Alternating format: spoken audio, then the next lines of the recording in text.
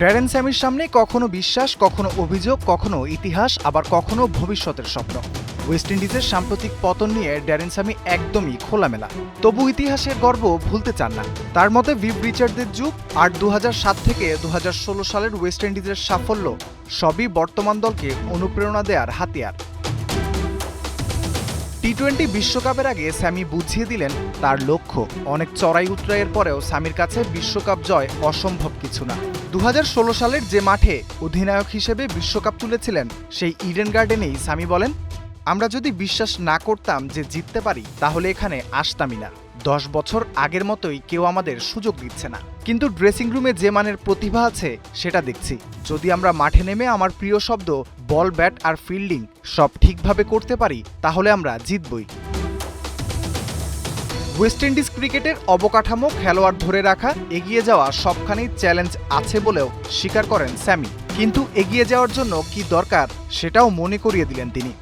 West ইন্ডিজকে বাদ দিয়ে ক্রিকেটের কথা বলা যায় না। আমাদের ক্রিকেটাররা আমাদের প্রধানমন্ত্রীদের থেকেও বেশি পরিচিত। যদি তুমি ইতিহাস বোঝো, যদি তুমি জানো কোথা থেকে এসেছো এবং কি অর্জন করেছো, তাহলে বুঝবে এখন তোমাদের হাতে পরবর্তী প্রজন্মকে গড়ে দেওয়ার সুযোগ আছে। ভিভ আর তার দল তাদের ইতিহাস তৈরি করেছে। আমরা 2007 থেকে 2016 পর্যন্ত আমাদেরটা তৈরি করেছি।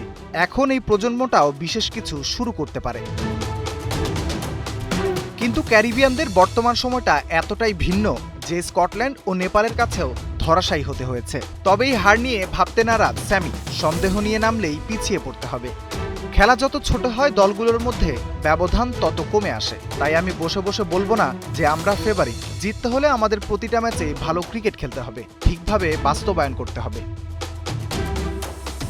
তার মতে 2016 সালের দলটা বর্তমান প্রজন্মের কাছে নিজেদের জ্ঞান বিলিয়ে দেওয়ার যথেষ্ট সুযোগ পায়নি। নিজ হাতে গড়ে দিতে চান প্রিয় দলটাকে। কিন্তু দল নির্বাচন নিয়ে বিতর্ক, বিশেষ করে জনসন চার্লসকে নেয়া ও সিমরন হেটমায়ারকে 3 নম্বরে ব্যাটিং করানো। সবকিছুর পেছনে স্যামির যুক্তি পরিষ্কার। তার শেষ কথা একটাই, বিশ্বকাপের ড্যান্স শুরু হোক।